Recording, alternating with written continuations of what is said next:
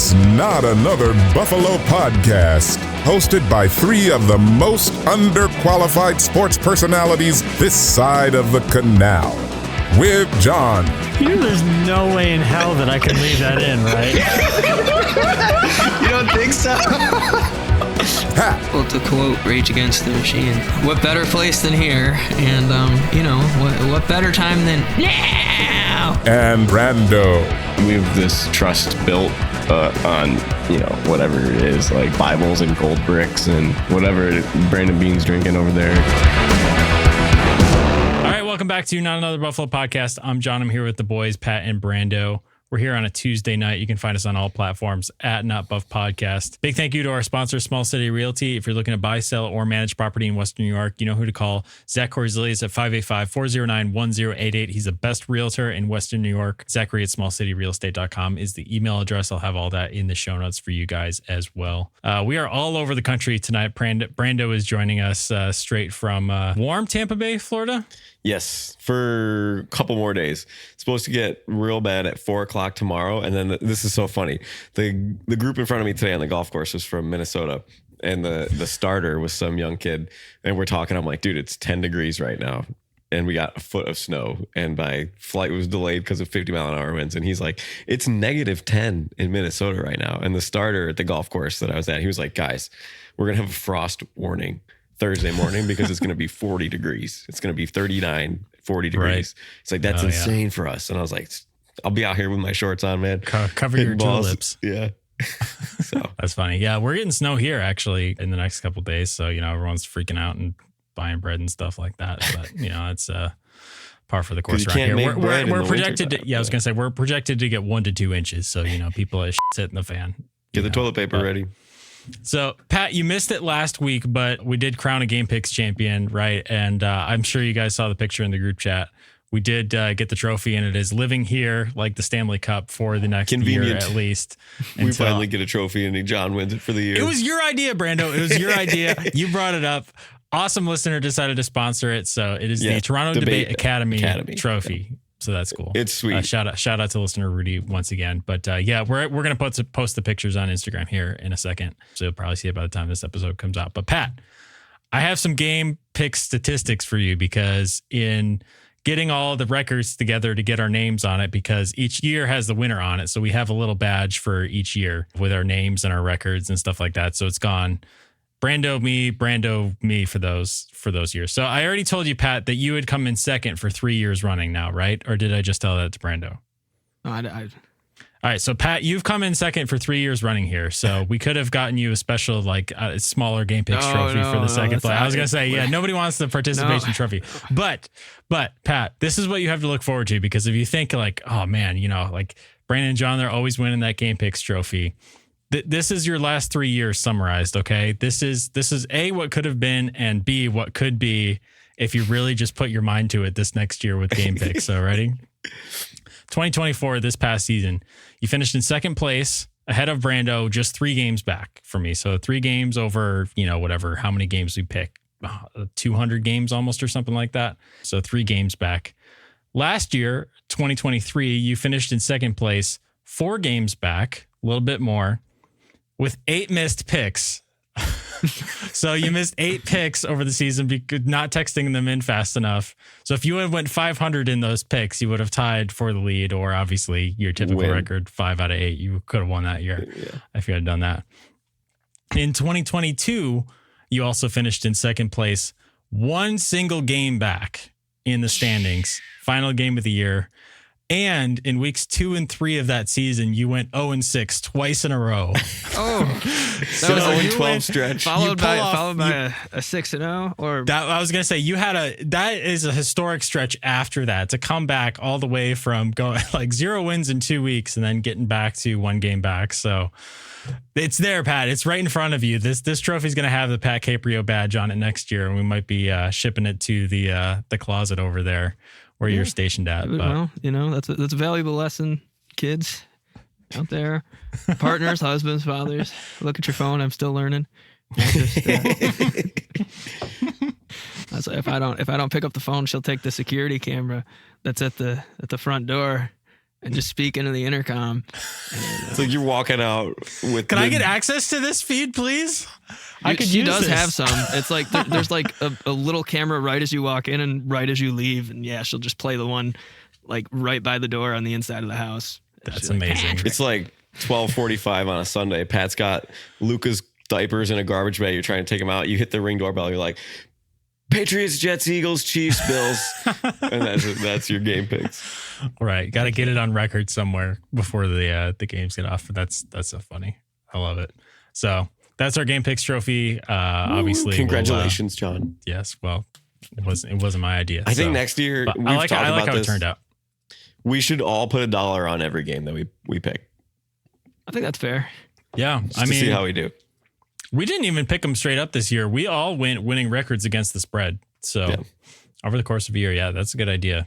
How many dollars that would be invested? Yeah, that's like a $200 bankroll over the course of a season. Yeah, $200 over 18, 20 weeks. Yeah, that'd be fun. It's $6 a week. Right. Big bucks rolling out over here on NABP. Well, we have one topic for you guys today. We're going to make it a quick one here, but I thought it would be fun to rank the AFC teams by vibes and vibes alone because, as Brandon pointed out in the group text, it's too early for power rankings. All this is going to change in a couple weeks based on free agency, but I just want to take stock and debate about where these teams are right now. And this is vibes, right? So this list is not power rankings. These are not the 16 best teams ranked from worst to best, just vibes based. So there will be some things on here that I think people might go, what? As soon as they see it, but just hear me out on most of these. So some of them are self-explanatory. I'm going to roll it off with 16 Jets, lowest vibes in the conference, I think right now. I have a different team, but do you want me to argue with you? You go through yours first, but then we'll talk. I literally don't even have anything written down for the Jets because it's the Jets. I feel like there's no explanation needed. Like what? I mean, I guess you could make the case that addition by subtraction, you're getting rid of Aaron Rodgers, the toxicity that is Aaron Rodgers, that is probably one step in the right direction for the next few seasons, right? Now, they've got a ways to go. They've got Devontae Adams' contract. They took on all these contracts that didn't really make sense because Aaron Rodgers needed his friends around. He probably set the franchise back 3-4 years. That's why I'm just like, I think that's my lowest vibes team. I still think it's the Browns. I think it's the Browns by far. At least the Jets. I feel like the Jets have New York City, man. That's, the Browns, dude. It's a death hole. It's Cleveland. No offense, Cleveland, you're Great Lake City, just like us, but it's tiny, not a lot to do. You got the Rock and Roll Hall of Fame, and you got the Cavs are good, but no, I mean Deshaun Watson sitting there on a $200 million stack of money at his house and doing nothing. So and you got tearing things and not wearing braces, right? Doing TikTok dances without your Achilles boot, right. And then you tear it again. And they don't really have the pieces that you need. They have one piece that they could trade to rebuild everything, but I don't think the Browns pass the Jets because the Jets have Tyrod. I didn't want to put Tyrod last. That was my first thought. People are talking about Tyrod being a starter next year. Good for him. Put him at 15. That is my argument. But keep going. All right, Pat, who's the bottom on your list? Tennessee Titans. Ooh. Yeah, that's fair. Who's the identity on that team? You got Calvin Ridley cursing up a storm. You have D-Hop, who's literally like, no, Hopkins is on the Chiefs. That's what I was getting to, the midseason trade. Like, I mean, if, whatever, he plays half a season with the Chiefs and he gets to the Super Bowl for the first time in his entire career. And he's like, I'm still so shell-shocked from being in Tennessee, I'm going to retire. But, so, I don't know. Titans are bad. They don't have a quarterback. I feel like, they could be in the market for one Aaron Rodgers, which would send them to the bottom of my vibes list. I have them a little bit higher, but we'll get to that in a bit. Second to last, I have Jacksonville. Where'd you put the Browns? Just, I have a reason for where I put the Browns. Just wait till it. And it's actually going to be a little bit longer than you think till we get to the Browns. So you might get upset with that. But Jacksonville, it's a lot of years of losing here, kind of stacking up. You're wondering if this quarterback is really the real deal. There's talk of him being traded to Pittsburgh, which I know he tried to put some water on that fire this week. But I mean, when you're talking about trading your quote unquote franchise quarterback to Pittsburgh and he's only in year 3 or 4 or something like that, and you're already like, okay, who's the next guy?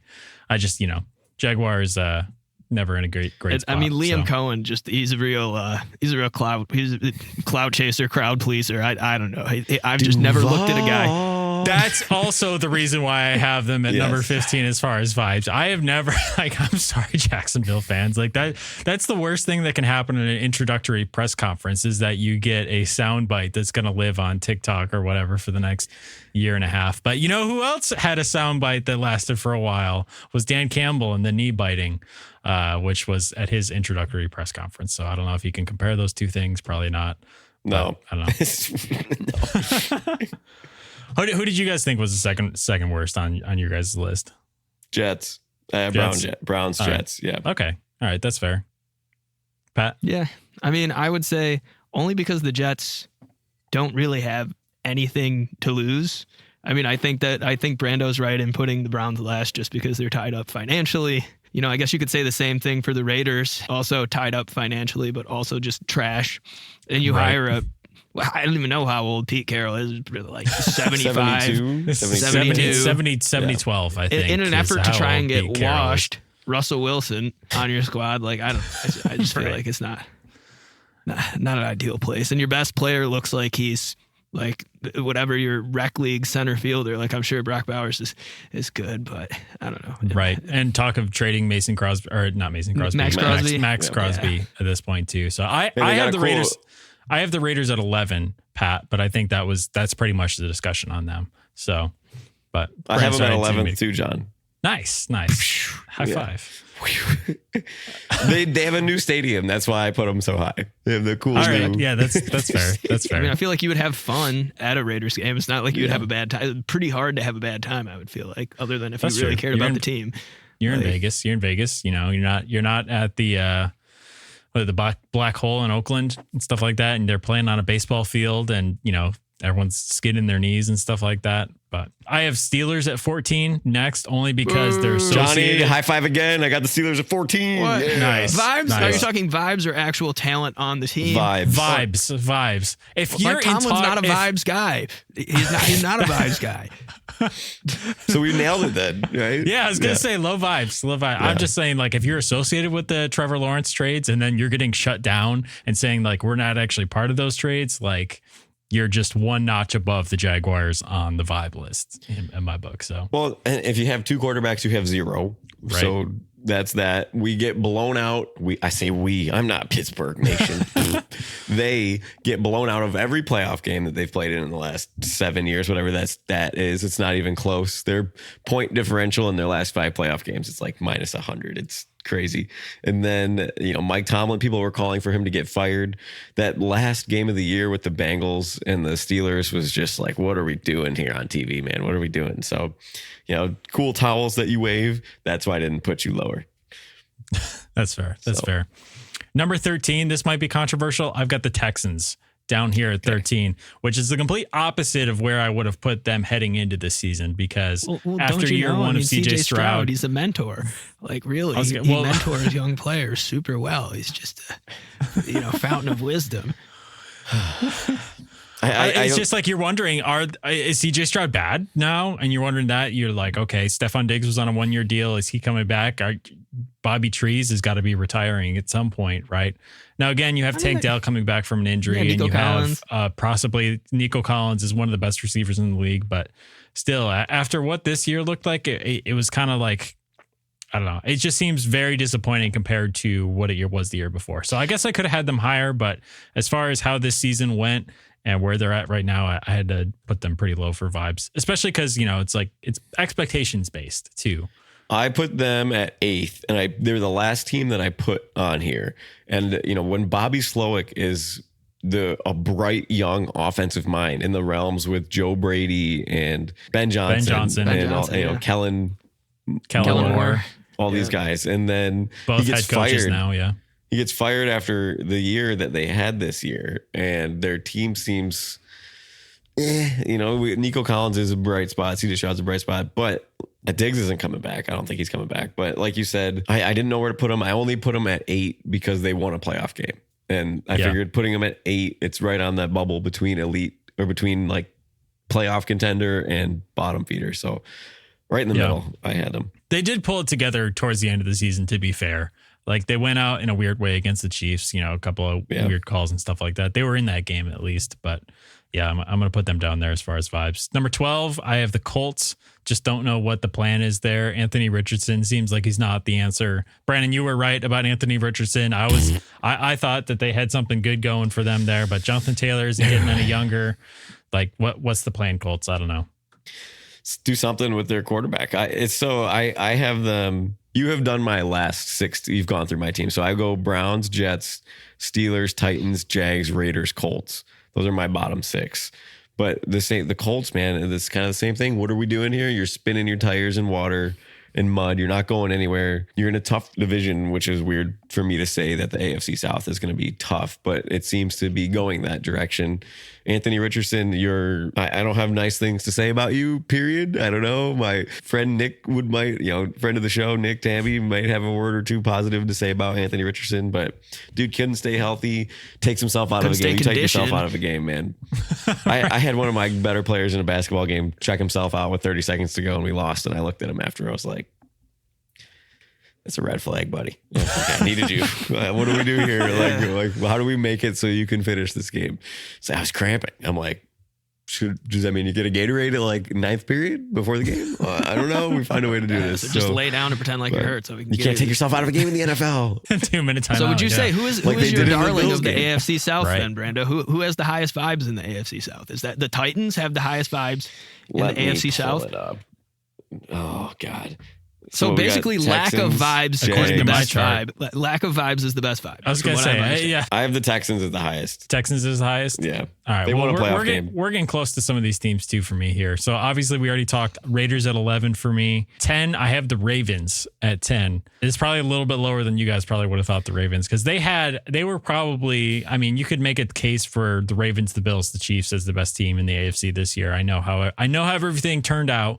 I know how those games went, but really, as far as who had the best season, it was those 3 to me, in a different order than they finished probably. But I don't know. Like if you're a Ravens fan right now, you got Derrick Henry, Lamar Jackson had his best season of his career, and yet Lamar didn't win the MVP. You lost to the Bills in the divisional round. You didn't even get to the Chiefs, and it's just like running back last year. Obviously, Mark Andrews had those drops, and now the Justin Tucker thing is happening. So you're in a PR crisis. So for me, that's why I had to drop them down to number 10 on the vibes chart, and could have been lower. And they're definitely like the best team that got knocked down on the vibes, just because it's just rough. That we're clear, actual team performance and potential future performance is not directly correlated to vibes.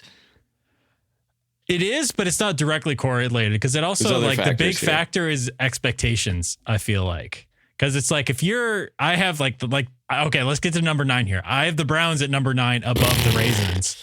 Dude.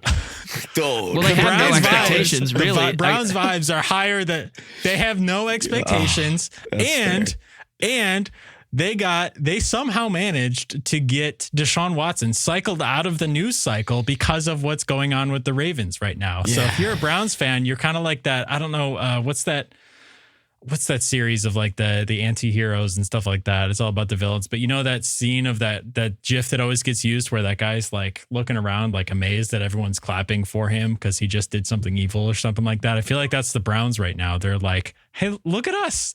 We're not like everyone's. We're not the punching bag right now. We're not, They could change that so fast by just trading Myles Garrett for nothing.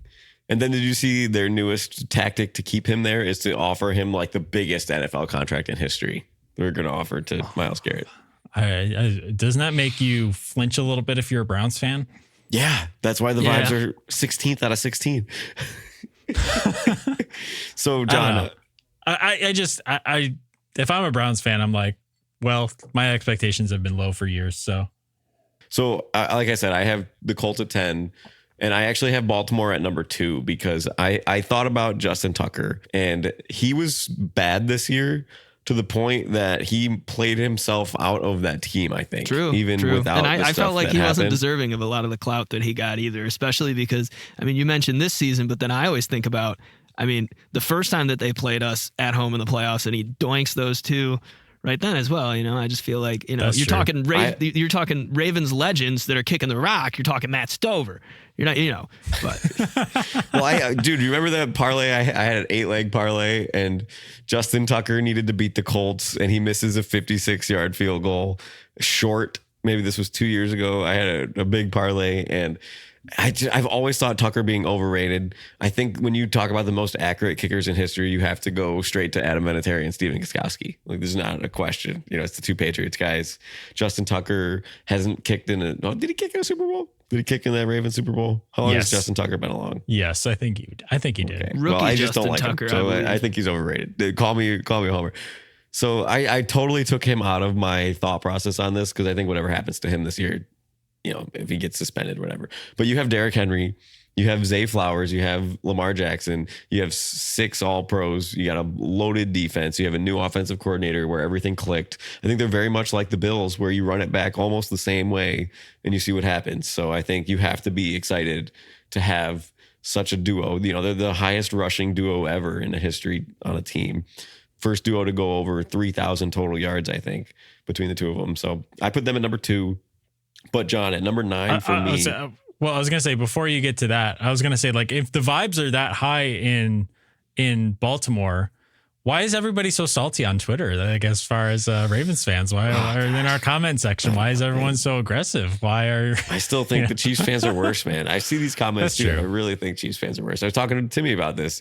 He has a disdain for Ravens fans, and I was like, bro, as like, we don't, I don't go to Baltimore. I'm not talking to Ravens fans, but when we have 4,000 comments between 4 videos and they're all Ravens fans ripping on us, but no, I'm sorry. I said that wrong. We have 4,000 comments and they're all Chiefs fans just ripping us new ones. And we have 2 videos with 500 comments of the Ravens fans ripping us new ones. I'm like, the Chiefs fans are always there. They always have something to say more than the Ravens fans. And I do know a Ravens fan, and her name is Sarah, and I worked with her at the Y, and she's very delightful. So I don't think she's terrible. Bias. Yes. But John, now this one, my number 9 team, I thought this one was kind of funny. So I put the Dolphins at number 9 because I think they have a culture problem. I think with Tyreek Hill wanting out, Mike McDaniel choking in the big moments, Tua can't stay on the field, Jalen Waddle not getting involved, Mosert's getting out of town. I feel like the Dolphins could be even lower than 9, but because of the talent that they've had and, they've played decent football, I put them at 9, but they're not above the Texans. Like I said, I put the Texans at 8 because they're in that playoff contender, but the Dolphins hasn't proved that yet. But I got the Dolphins at 9. Yeah, I was gonna say I have them at 7, and more of a little bit of a glass half full there, just because the weather is nice in Miami right now, and Tua isn't injured. So for that reason, I'm gonna put them at number 7 there. But heck yeah, I was gonna say, and thank you, Jordan Poyer, for gifting us that second W in right Orchard Park. That extra 15 yards. Always appreciated. Tyler Bass nailing the kick. Right. All right, let's not skip over my number 8. This is where I have the Titans, which is way higher than I'm sure everyone else did. And there's a couple of reasons for this. They have the number 1 overall pick, and it can't get worse. Can't get any worse than last year. Well, the part that can get worse is there's not a super talent at the top of this year's draft. It's not some uber-rich quarterback No, but class. like you're probably going to trade out of that pick. You think so? Probably. Who's trading up for it? There's not a quarterback. That's also a good point. Someone has to trade for that pick, right? Yeah. You're not going to get a Bears type haul for this kind of stuff where you end up with all those guys. But I think this is the worst year to have the first overall pick. I was just thinking about this yesterday when I'm looking at the draft order, because it's, if you take Travis Hunter, where do you even put him, first of all? Yeah, that's what I hear. They're like, he's a decent defensive back that could return kicks and catch some passes. It's like, just because he's an elite athlete does not mean he's going to make the elite impact that a number 1 overall pick might. Well, that's what I feel. I feel like, what do you got to go like, who's the kid? You got to take Cam Ward. Cam Ward, yeah. That's what I was trying to think of his name, yeah. Cam Ward's the quarterback, but he would be like the 6th rated quarterback coming out of last year's class. Right. Probably lower than Drake May. Well, Drake May was, a stud coming out, which is why I have New England decently high up the list here. I feel like the vibes in New England are not bad, honestly. It's sort of like, I don't know, watching that Broncos game, I remember like, there's some Broncos fans, in front of me, and like they're kind of feeling it, like that magic of your quarterback's young, like you're not used to being good. Like that's the best, where you're like, I really don't have any expectations for this playoff run, but we could go all the way and it would be amazing. And like, I feel like the Patriots are very close to being on the cusp of like, I think of them as like the 2018 Bills, where, what do you go? 5-11, 6-10. And then, you really make that jump, flip your record 10-6. If it's not Drake May, I mean, I think, is his name Joe Milton? Yes. Am I Who saying it balled correctly? out? Yeah. Either or. I mean, you really don't have any good like skill Matt position Flynn. players. Ramondre Stevenson's basic. Right. And don't forget Ben Johnson as head coach. Like you landed the big offensive candidate too, but who's the head coach for New England? Mike Vrabel. Sorry. Stanley Steemer. So today, Stanley Steemer. There's a Stanley Steemer store right around the corner from my dad's house. I don't want to stop because it's like 7-lane highway. And I was like, I got to stop and like take a picture in front of this. You should. There's so much traffic. Can we Photoshop like Mike Tomlin and Mike Vrabel in there? We're the Mikes from Stanley Steemer. John, who did you have at 7? Well, I had the Patriots down at 5. I had Miami at 7. 6, I have the Chargers, just because they're in that first year of Harbaugh, and things are looking upwards a little bit. John, I had the Chargers there too. All right. Yeah. If you're a Chargers fan, I don't know. I feel here's the thing. There's actually no people that would usually answer that question with yes. I don't know if you've seen their stadium. Are you someone from San Diego who has trauma because your franchise was ripped away from your city? Right. But you might be eligible for yada, yada, yada. I don't know, man. I'm just like, I watch the Bills every Sunday. So okay, the games are boring. I feel like Justin Herbert in the biggest of stages just royally himself every time. Like I feel like some good coaching. Interceptions all year, and then he throws 4 in that playoff game against the Texans. Right. Yeah, they've had some tough end to seasons. Like they've had some atrocious playoff appearances. Well, that's what I think about that Chargers Jacksonville game 2 years ago. Right. Blows what, like a 24-point lead, 21-point lead. Yeah, that's true. Yeah, that was historic. So yeah, maybe you could put them further down just because but again, like no expectations. At least they showed some things in the regular season with Harbaugh that they didn't have, going for them as far as defense. I mean, the Chargers haven't had a defense for years, and this year it looked like they had something, Well, I think there's some issues with their defense. Khalil Mack's a free agent, and then something with Joey Bosa, maybe. I don't know what's going on with him, if it's a contract thing or an injury thing. But the Harbaugh effect is why I put the Chargers at 7, like you did, John. Sure. He comes in and he changes. He's the true Stanley Steemer, I think. If you look at somebody, maybe it was Jeremy and Joe, did this one morning where they go all the way back to his playing days, and every team that he was a part of on the staff after he was a player, they just jump in their record. There's a massive jump when he is on the staff or if he's a head coach, but he only stays at these places for like 5 years at a time because he burns all the bridges. So Chargers fans, you got 4 years left to topple the Chiefs before you lose him. So that's why I didn't put them higher, but I thought they deserved to be in that upper echelon. So obviously 5, we had Patriots. We already talked about them. Number 4, so this is where I have the Chiefs. So obviously the Kels retirement questions, blown out in the Super Bowl. I couldn't put them too low because again, you're the Chiefs and you won 2 out of the last 3 Super Bowls and 3 out of the last 6 now or something like that. So it's like, you're still the Chiefs. You're still doing your stupid chant at the beginning of games, but I have them below the rest of these. Now they're just an average dynasty, guys. They're nothing special. They're not the GOAT. They're just an average dynasty. They're like the Steelers and the Cowboys and the Patriots. What I would give to be an average dynasty. Right. Right. I also think the way that they lost that Super Bowl, just being dominated straight from the beginning. I mean, which has happened to them twice now. I was going to say they've never really, lost any close ones in the Super Bowl. They got some question marks. Is Kels done? Because he sure looked done. He's going to be 35, 36. What do you do? He's making like $15 million a year. Do you just rip up the contract, say here's $5 million, or see you later? As a legacy player, do you let him come back a year? What do you do there? But I think I have him at 5, John. I don't have him up in the top 4. You got to respect the rings. That's one away from where I had it. So I think that's pretty much the same level. Number 3 is where I have the Bills. And I am just a little bit ahead of that because, season ended same old way, like ref stuff. I'd say the vibes are like kind of mid right now. Like there's some optimism. There's some reasons for optimism, right? Like This was supposed to be a rebuilding year. The cap's going to be better this next year. We might be able to land a couple of free agents. There's that whole Myles Garrett thing out there. If Myles Garrett gets signed to the Bills, the vibes are going to go through the roof and they're going to go to number 1 on this list really quick. But I think there's still some questions. You still had another defensive, disappointing performance in the playoffs, and Sean McDermott's defenses consistently give up 30-point performances in the playoffs. It's been a while since they've held somebody down, especially against the Chiefs and Andy Reid and stuff like that. So they have not held anybody down. Right. Which again is usually the reason you get eliminated. Yes. Can we talk about this for a second? Can I talk about that with you for a second? And Josh Allen being MVP also vibes. That helps the vibes too. So that I got the Bills at 1, but I'm not going to argue where we put them because Josh Allen MVP is enough for me to put him at number 1. You run it back with the same team. If this is your floor with this team, is the AFC Championship game, I'm not going to be upset about it. But when you're talking about the Bills, I think this is much closer to the ceiling. I think this last year was closer to the ceiling for this team, right? When you say, I feel like they left a lot on the bone, man. Kincaid didn't play a lot. Coleman didn't play a lot. You're grinding through these games. I don't know. There's room to be had here. I mean, you can say that about any team too, but like as far as like where the expectations were, I feel like they performed close to their ceiling. Yeah. So maybe you give McDermott more credit for that for a team that outperformed its expectations honestly, by quite a bit. But I don't know. I feel like everyone's like, Sean, you're too conservative. What the hell? And then Sean goes and gets a little too ballsy. Like I mean, I don't know.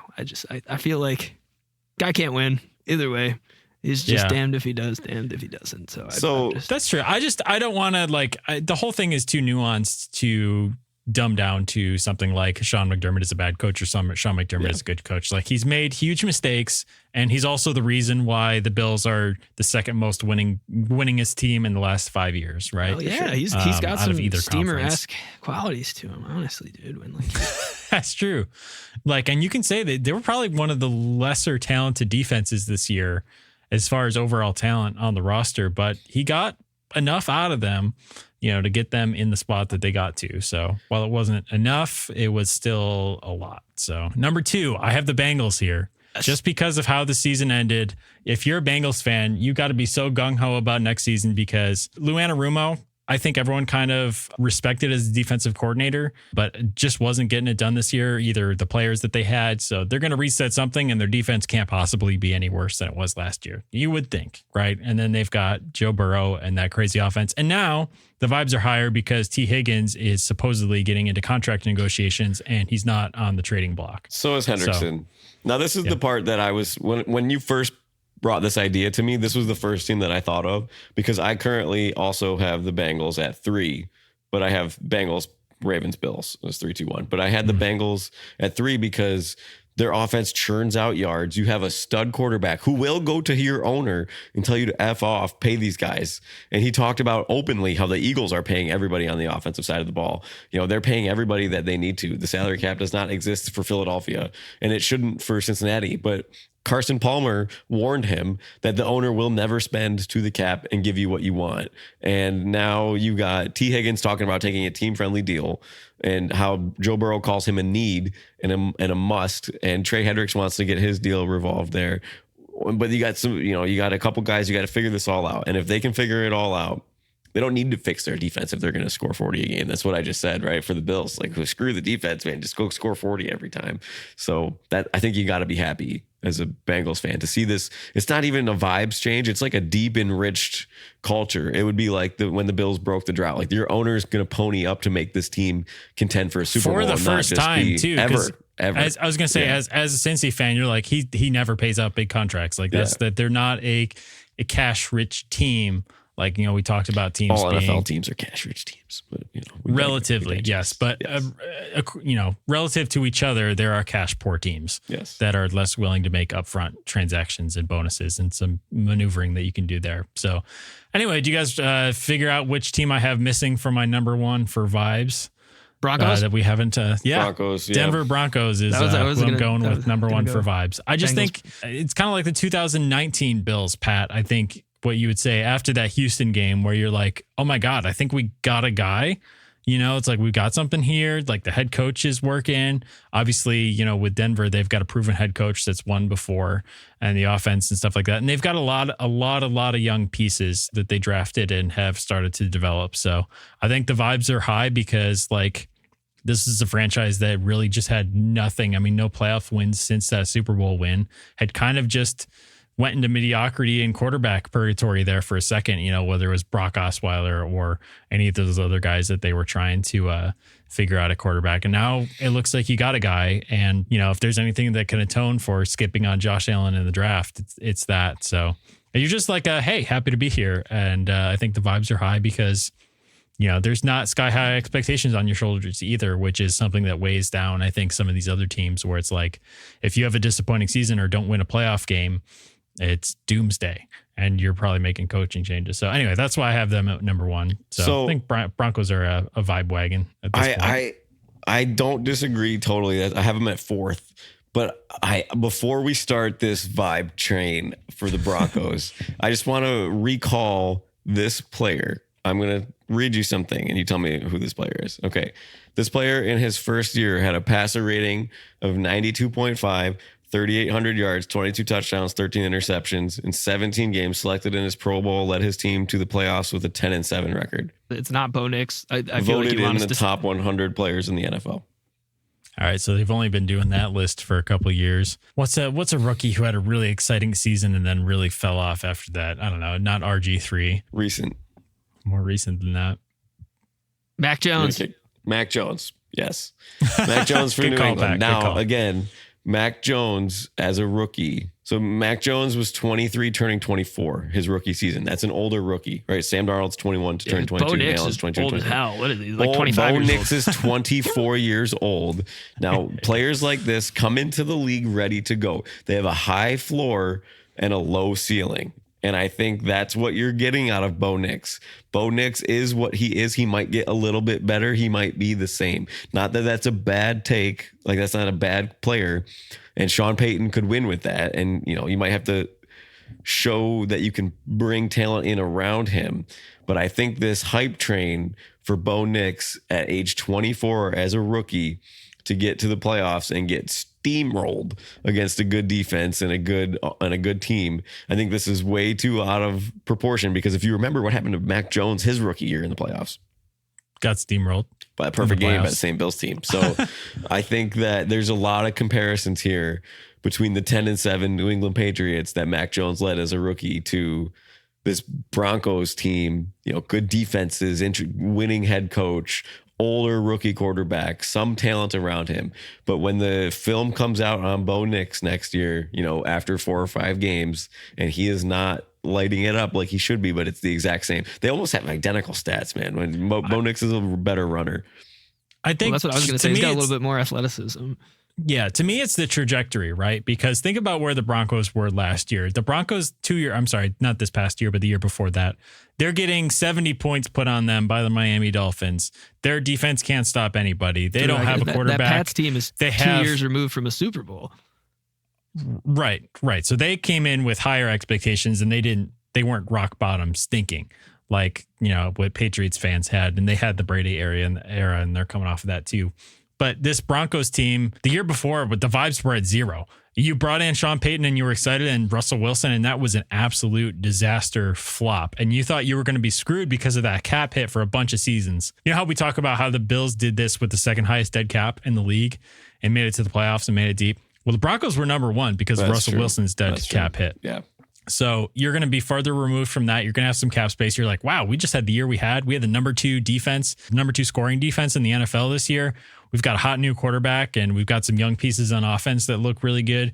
Really, I mean, they just need to go get a running back and some offensive line pieces and they might be really looking upwards. So I just think that the trajectory is like, it can only get better from here because we had so much dead cap. We didn't have room for free agents. And like, you kind of got affirmed that Sean Payton was a good decision after wondering like, oh my God, are we screwed for the next 5 years? So it's like, that's why I just think it was like the expectations going in, the reality, how it turned out, even though they lost a playoff game, it was kind of a happy to be there game. It was like the Bills after breaking the drought, And I mean, no offense too. And I get it. Like addition by subtraction with John Elway getting out of the picture in 2023. True. And Nathaniel Hackett And Nathaniel Hackett too, yes. Yeah. True. So again, just for reference, as the Patriots were budding, right? They lose Brady in 19. They go 7-9 with Cam Newton. They go 10-7 with rookie Mac Jones. They go 8-9 with Mac Jones as a sophomore. Then they go 4-13. So just food for thought, man. That's all I'm saying. I think the guys that have the quarterbacks that are in their prime or just reaching their, Herbert, Allen, Mahomes is getting old, right? He's going to be 30, right? Well, Again, I want to say, I don't think that this means that the Broncos are going to be hot stuff next year or anything like that. I'm not trying to say they're the next biggest team in the AFC. They're going to challenge the Chiefs and the Bills. I don't know any of that. The vibes are there, though. It's just the vibes. It's just vibes. Right, and Broncos are a cool logo. Right. Yeah, that could do it. I think the 5,280 on their helmet is kind of dumb. But they have that on their helmet. I've never noticed that. I'm assuming that's a reference to how many feet are in a mile, because I don't know how many feet. It's mile high. Yeah, 5,280. Exactly. Above sea level. Exactly. Yeah. So I think that's the play on words, and that's still kind of dumb to me. But I'm gonna look this up. I never noticed this. I'm assuming, because it's 5,280. That's how many feet are on a mile. They play at mile high. That's the natural conclusion. But if this is in honor of somebody who's passed, I'm gonna have to really put my foot in my mouth. No, 5,280 is this is like one of my dad. We'd be in the car and he'd be like spitting out these facts, like how many. He'd be like, you got to remember this: 92 million miles. Earth from the sun, and then it was 5,280 feet in a mile, and I want to say it's 1,700 and something yards in a mile. But okay, so it's on their forehead. Yeah. Okay. Yeah, it's in reference to Mile High Stadium. Yeah. Cool. That's all right, but it's still a 4-digit. It's a 4-digit number on the front of a helmet. Yeah. You realize that, guys, right? Not you guys. I'm just the Broncos. Well, anyway, sorry to do that. It's all right. We're going to get out of here. You guys know where to find us on all platforms at Not Buff Podcast. Big thank you to our sponsor, Small City Realty. If you're looking to buy, sell, or manage property in Western New York, you know who to call. Zach Korzelius at 585-409-1088. He's the best realtor in Western New York. Zachary at smallcityrealestate.com is the email address. I'll have all that in the show notes for you guys as well. Gentlemen, we got anything else before we get out of here? Go Bills.